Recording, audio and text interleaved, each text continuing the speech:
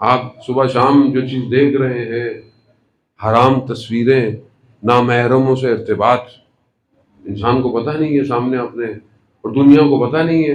آپ سمجھتے ہیں کہ دنیا آپ کو نہیں دیکھ رہی، آپ سمجھتے ہیں کہ کسی کو نہیں پتا میں موبائل میں کیا کر رہا ہوں، مگر قرآن نہیں کہہ رہا الم یعلم بان اللہ یرا، مگر تم نہیں جانتے کہ خدا تمہیں دیکھ رہا ہے۔ لوگوں کا خوف ہے کہ لوگوں کو پتہ نہ چل جائے، بچے کا خوف ہوتا ہے، انسان گناہ نہیں کرتا سامنے کمرے میں بیٹھا ہو، مگر خدا کا خوف بچے کے برابر بھی نہیں ہے انسان کو۔ وہ انسان کیسے جائے گا؟ جس کے سامنے حاضر ہونا ہے کیا کریں گے آپ؟ ہم ایک دوسرے سے چھپا سکتے ہیں نا چیزوں کو، خدا سے چھپا سکتے ہیں؟ خدا تو خدا، خدا کے ولیوں سے نہیں چھپا سکتا آدمی۔ اللہ قرآن میں سورہ توبہ میں کہہ رہا ہے اے رسول ان سے کہہ دو عمل کیے چلے جائیں، اللہ، ان کا رسول اور مومنین کی جماعت دیکھ رہے ہیں، دیکھ رہے ہیں۔ ذہن محترم، شخص امام جعفر صادق علیہ السلام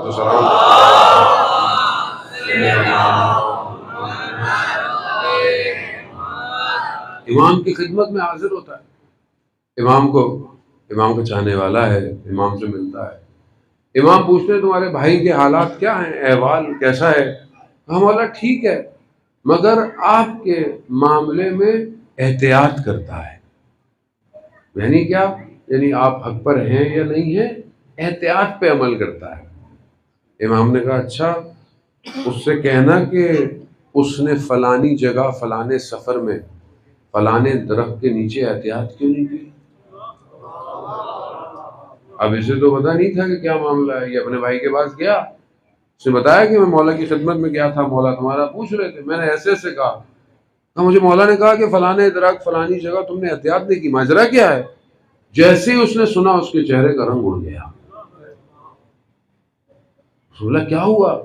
ہم ایک سفر میں تھا، میرے ساتھ ایک شخص تاجر تھا، اس کے ساتھ اس کی کنیز تھی، میری نیت خراب تھی، میں نے اس شخص کو کسی کام سے شہر بھیجا اور پھر میں نے غلط فعل جو ہے وہ اس درخت کے نیچے، مگر اس وقت میرے سوا وہاں کوئی نہیں تھا۔ امام، ہم امام کو سمجھ ہی نہیں پائے۔ پیدا ہوئے کتنے امام ہیں؟ 12 امام، باقی امام ہوتا کیا ہے ہمیں کیا پتا۔ جو اپنے امام کی معرفت کے بغیر مر جائے جہالت کی موت مرا ہے۔ امام کی معرفت کیا ہے؟ امام کسے کہتے ہیں؟ امام کا مقام اس کائنات میں کیا ہے؟ امامت کیوں ضروری ہے؟ بغیر امام کے انسان نہیں پہنچ سکتا خدا تک۔ تو کیا میں امام کو پہچانتا ہوں؟ میرے پاس کتنی انفارمیشن ہے امام کی؟ محسن نام تو سب کے پتہ ہے، پیدائش بہت ہوا تو یہی پتہ ہے، امام پیدا کب ہوئے، امام شہید کب ہوئے، بس اس سے زیادہ۔ کتنی کتابیں میں نے آج تک امامت پہ پڑھی ہیں، امامت پہ کتنی کتابیں پڑھی ہیں آپ مجھے بتائیں، جو اتنا ہم اپنا عقیدہ کرتے رہتے ہیں، ولایت ولایت ولایت، کتنی کتابیں پڑھی ہیں امامت پہ؟ کتنے قول پڑھے مولا کائنات کے، عشق ہے نا ہمیں مولا سے، علی علی علی علی ہم کرتے ہیں، کتنے قول پڑھے ہم نے امام علی کے آج تک۔ امام علی کی صبح کیسے تھی، امام علی کی رات کیسے تھی، امام علی ہمسایوں کے ساتھ کیسے تھے، امام دشمن کے ساتھ کیسے تھے، امام اپنی زوجہ کے ساتھ کیسے تھے، امام اپنے بچوں کے ساتھ کیسے تھے، کیسے تھے۔ آغا امینی جنہوں نے کتاب غدیر الغدیر، جنہیں 30 سے 40 سال لگے یہ کتاب لکھنے میں، کس پر ہے کتاب؟ امام کے فضائل، جہاں جہاں دنیا میں جس جس جگہ تھے ان کو جمع کیا، مصر، دمشق، ہندوستان، لائبریری میں بیٹھ جاتے تھے اور کہتے تھے باہر سے بند کر دینا۔ کیوں؟ تاکہ میں ایک ایسی کتاب لکھوں جس میں امام کے فضائل ہوں۔ کئی جلدوں پہ وہ کتاب ہے، اردو میں بھی وہ جلدیں ترجمہ ہو چکی ہیں، وہ کہتے ہیں کہ میں دمشق میں تھا، وہاں دوسرے علماء بیٹھے ہوئے تھے، دوسرے جو ہے وہ فرقوں کے، انہوں نے مجھے کہا کہ آپ مولا کائنات کے بارے میں بہت زیادہ بڑھ چڑھ کر بولتے ہیں۔ بولا کیوں؟ کہا آپ کہتے ہیں کہ مولا رات کو 1000 رکعت پڑھا کرتے تھے۔ 1000 رکعت رات کو کیسے ممکن ہے؟ علامہ امینی کی ٹانگ میں نا تکلیف تھی، وہ چل نہیں سکتے تھے، مشکل ہوتی تھی۔ علامہ امینی نے فرمایا کہ وہ تو امام تھے، 1000 رکعت تو میں پڑھ سکتا ہوں۔ تو کہتے ہیں انہوں نے شروع کی، ابھی آدھی رات نہیں ہوئی، آدھی رکعتیں ختم، انہوں نے کہا نہیں ہم مان گئے کہ آپ، کہا نہیں اب میں پوری پڑھوں گا۔ علامہ سے پوچھا کیا آپ بھی 1000 رکعتیں پڑھتے تھے رات کو؟ کہا نہیں میں 1000 رکعت نہیں پڑھتا تھا، لیکن اس رات میں نے کہا مولا آپ جانے اور 1000 رکعتیں جانے۔ کیوں؟ معرفت، معرفت ہے۔ ہماری کتنی معرفت ہے؟ جانے ہم خود ظلم کرتے ہیں، دوسرے تھوڑی ہم پہ ظلم کریں گے۔ ہم خود تعلیمات اہل بیت سے دور ہیں۔ آپ خود سوچیں نا، ہم نہج و بلاغہ کتنا پڑھتے ہیں، نہج و بلاغہ میں خطبے کتنے ہیں، لیٹر کتنے ہیں، کال کتنے ہیں، اور آج کے دور میں تو یہ مشکل کام بھی نہیں ہے۔ اب آپ بولیں جی مولانا صاحب کتاب خریدے ہیں، کوئی میں خرید، اچھی بات ہے آپ کتاب خریدیں۔ کتابوں کو تو یہ حال ہے، وہ بیچاری 2-3 ہزار روپے والی کتابیں اتنے ڈسکاؤنٹ میں بکتی ہے، پھر بھی کوئی نہیں خریدتا۔ معاشرہ کتاب دوست ہے ہی نہیں۔ اس معاشرے کو ٹک ٹاکر بنا لو، سب کو ٹک ٹاکر چاہیے۔ میں منع نہیں کرتا آپ سوشل میڈیا یوز نہیں کریں، اچھا کام نہیں کریں، لیکن معاشرہ جو ارتقا لیتا ہے وہ علم سے لیتا ہے، شعور سے لیتا ہے۔ کتاب شعور دیتی ہے، چاہے کسی موضوع پہ بھی ہو۔ آپ بچے اسکول میں پڑھتے ہیں، یہ میں اکثر یونیورسٹی کے بچوں سے ملتا ہوں، کہتا ہوں کہ آپ کا سبجیکٹ کیا ہے، وہ کہتے ہیں یہ اس سبجیکٹ پر جو کتابیں آپ کو کورس میں پڑھائی جاتی ہیں تھوڑی آپ کو کمال پہ پہنچائیں گی۔ آپ نے اس سبجیکٹ سے ریلیٹڈ کتنی اور کتابیں پڑھی۔ اگر آپ کو کچھ بننا ہے تو آپ کو اپنے سبجیکٹ پر کچھ پڑھنا پڑے گا نا، ایکسٹرا فزکس پڑھتے ہیں تو کچھ فزکس پر، آج دنیا فزکس میں کہاں پہنچی ہے، آج دنیا کیمسٹری میں کہاں ہے، آج دنیا آرٹیفیشل انٹیلیجنس میں، آج دنیا اسپیس پہ کس جگہ پہنچ گئی ہے۔ وقت کے امام کو کس کی ضرورت ہے؟ وقت کے امام کو پڑھا لکھا معاشرہ چاہیے، اور ہمارے معاشرے میں پڑھائی لکھائی فارغ ہو گئی ہے، بالکل فارغ ہو گئی، شارٹ کٹ چاہیے سب کو۔ اور ہمارا جو مکتب جو سب سے ثروت مند ترین مکتب ہے علم کا، اس سے ہم نے پتہ نہیں کیا کیا پچھلے کئی سالوں کے اندر، کسی کو علم کا شوق ہی نہیں ہے۔ آپ باب علم کے ماننے والے، اور علم نہ ہو۔ شیخ مقدس اردبیلی کو کسی عالم دین نے خواب میں دیکھا، ان کے دنیا سے جانے کے بعد۔ مقدس اردبیلی مولا کے حرم ہی کے اندر دفن ہے، خدا انشاءاللہ ہم سب کو زیارت نصیب فرمائے۔ کہتے ہیں کہ صحن جو تھا حرم کا، اس میں سے دیکھا کہ باہر نکل رہے ہیں اور بدن سے نور گر رہا ہے، نور۔ شیخ مقدس اردبیلی وہ ہیں جن کی کئی دفعہ امام زمانہ سے ملاقات ہے، اور ان سے پوچھا یہ نور کہاں سے آیا، تو انہوں نے مولا کی زری کی طرف اشارہ کیا، کہا یہ سب یہیں سے ملتا ہے۔ بھاویل اور مقام دیکھیں کیسا ہے کہ ایک ملاقات جو وقت کے امام سے ہے، سواری پہ بیٹھے ہوئے، پیچھے سے کہا کہ میں بھی چلا جاؤں، وہاں بیٹھ جائیں، پیچھے امام ہے، آگے خود بیٹھے ہوئے، امام پوچھ رہے ہیں اچھا مقدس اردبیلی کو جانتے ہو؟ خود ہیں، کہہ رہے ہاں ایک ایسے ہی ہے، میں سنا اس کی تو نہیں، ایسے ہی ہے بس۔ اللہ، نفس، تربیت، اولیاء، ہم اپنی زندگی کے نارمل روٹین میں پھنسے ہوئے ہیں، ہم اپنے گھر میں پھنسے ہوئے ہیں، ہم اپنے دوستوں میں پھنسے ہوئے ہیں، ہمیں کوئی ذرا سی بات کہتے ہیں ہم پھٹ پڑتے ہیں، ہم اپنی ذات کو نیچا ہونے دیکھتے نہیں پسند کرتے۔ گھر کے اندر آپ دیکھیں انسان، باپ بیٹوں سے لڑا ہوا ہے، بہن بھائیوں سے لڑے ہوئے ہیں، کس بات پہ؟ اس نے یہ نہیں کہا، اس نے یہ کہہ دیا، انہوں نے کھانے پہ یہ نہیں کھلایا، انہوں نے تحفے میں یہ نہیں دیا۔ بعض اوقات حیران ہوتا ہے بندہ داستانیں سن کر، انہوں نے شادی میں یوں نہیں بلایا، انہوں نے یوں نہیں بلایا، انہوں نے کارڈ نہیں دیا۔ چند دن کی زندگی ہے، پلک جھپکتے ختم ہو جائے گی۔ رونا کس پر ہے؟ اس پہ رونے سے فائدہ کیا؟ اس پر روئے نا کہ جہاں کھڑا ہونا پڑے گا کئی ہزار سال تک، وہاں کوئی ماں بہن بیٹی کچھ نہیں کر پائے، جانے خوب سادہ ہوں۔ اور آج آپ کے سامنے جو حالات ہیں پاکستان کے، خاص طور پہ سیلاب، جو مشکلات ہیں آپ کے سامنے، ہمارے اپنے ملک کے لوگ ہیں، ہمیں کس طرح لوگوں کی خدمت کرنی چاہیے، جذبہ، اب یہ جذبہ ہونا چاہیے۔ اور یہ جذبہ ہمیں کہاں سے ملا؟ ہم اہل بیت کے ماننے والے ہیں کہ جن کے دروازے سے 3 دن تک سائل خالی ہاتھ نہیں گیا، خود پانی پی کر افطار کیا، مگر سائل کو ساری روٹیاں۔ کم از کم ہم اسی سنت پہ عمل کر لیں کہ چند دن اپنی روٹی کم کر لیں، اور وہ پیسے اور وہ اناج، وہ چیز ہم دے دیں جو لوگ مشکلات کے اندر ہیں۔ جانے وہ استاد شہید ڈاکٹر جعفر، خدا ان کے درجات بلند کرے، جانے محترم، ویسی شخصیتیں بڑی مشکل سے پیدا ہوتی ہیں۔ ہم نے تو جب بھی استاد کے بارے میں سنا، ہمارے دوست پروفیسر یونیورسٹیز میں، اکثر بچوں کی فیسوں کا مسئلہ ہوتا تھا کچھ، تو دیکھتے تھے کہ استاد اپنی موٹر سائیکل پہ آئے، کہا ادھر ادھر یہ پکڑو اس لڑکے کی فیس ہے، اور نکل گئے۔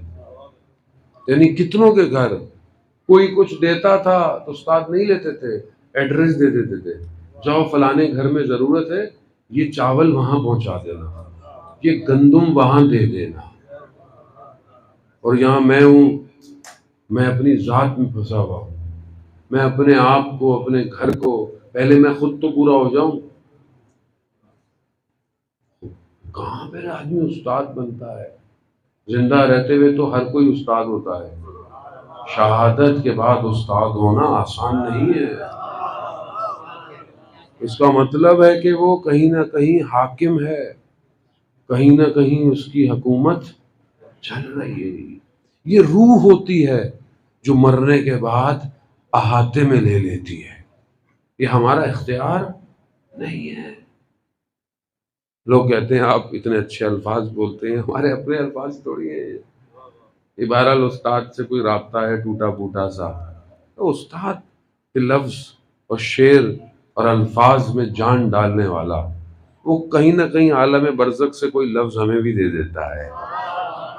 جانو خوب رابطہ ضروری ہے، صفائی ضروری، یہ صاف ہو جائے وہ عالم کھل جائے گا۔ ہم یہیں پھنسے ہوئے ہیں، ہم اسی در و دیوار کے ادھر نہیں دیکھ پاتے، ہم گرفتار ہیں، ہمارے اندر کی لذتوں نے ہمیں تباہ کیا ہوا، ہم دنیا کی ہر چیز کو دنیاوی لذت سے دیکھتے ہیں۔ خدا ہماری آنکھوں کو حقیقت دکھائے، خاص طور پہ جوان، اگر ان جوانوں کو حقیقت نظر آ جائے جو حضرت یوسف کو پروردگار نے اس بند کمرے میں دکھائی تھی۔ حضرت یوسف کو زلیخا نظر نہیں آئی تھی، شیطان نظر آیا تھا۔ کہا پروردگار تیری پناہ چاہتا ہوں، کہا یوسف مڑ جاؤ، مڑ گئے۔ 7 بند دروازے خدا نے کھول دیے۔ عزیزان محترم، جو خدا مصر میں تھا آج بھی وہی خدا ہے، وہی خدا ہے، بس تم اپنے آپ کو اس کے حوالے کرو، وہ تمہارے بھی بند دروازوں کو اس کی پناہ میں آئے۔ کربلا لا الہ الا اللہ ہے۔ آپ خود سوچیں کہ جس امام کا ذکر کیا، جس امام کے سجدوں کا ذکر کیا، سید الساجدین ہے، آپ خود سوچیں کہ اتنا سب کچھ لٹانے کے بعد بھی، روز عاشور گزرنے کے بعد جب پہلی نماز ہوگی تو امام کا سجدہ کیسا ہوگا؟ امام نے اس سجدے میں جب خدا کی بارگاہ میں حمد اور ثنا کی ہوگی، سبحان ربی الاعلی و بحمدہ، سب تو لٹ گیا میرے مولا، نہیں، سبحان ربی الاعلی ہماری زندگی میں ہے؟ ہماری زندگی میں تو چھوٹی سی پریشانی آ جائے تو ہم تو نماز چھوڑ دیتے، کچھ چیز اوپر نیچے ہو جائے وہاں سب لٹ گیا، کٹ گیا۔ اور امام نے وقت رخصت اپنی بہن سے کیا کہا تھا کہ زینب مجھے تہجد کی نماز میں یاد رکھنا۔ مولا اتنا کچھ ہو جانے کے بعد تہجد بھی پڑھی جائے گی؟ کہا نہیں، ہمیں کیا پتا خدا کیا ہے، لا الہ الا اللہ۔ عزیزان محترم، بہرحال ہم اپنی زندگی میں دیکھیں، ہماری زندگی میں لا الہ الا اللہ کہاں ہے؟ اسی لیے یہ سب ہے۔ اگر خدا تک نہیں پہنچے تو پھر کہیں نہیں پہنچے۔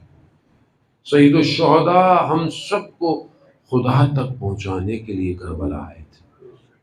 یہ جو قربانیاں ہیں یہ کس کے لیے ہیں؟ یہ دین کے لیے۔ اگر یہ دین نہیں ہے، آج یہ لا الہ الا اللہ نہیں ہے، تو پھر ہمارا ہاتھ تو خالی ہے۔ ہمارے ہاتھ میں کیا ہے؟ عزیزان محترم، وہ جو امام نے ہمیں دیا وہ ہمارے پاس ہے؟ امام کو جہاں اتنی مشکلات اور اتنی سب سے زیادہ، بہرحال ہر امام کا دور اپنے حساب سے سخت ہے، لیکن سید الساجدین کا دور بہت سخت ہے۔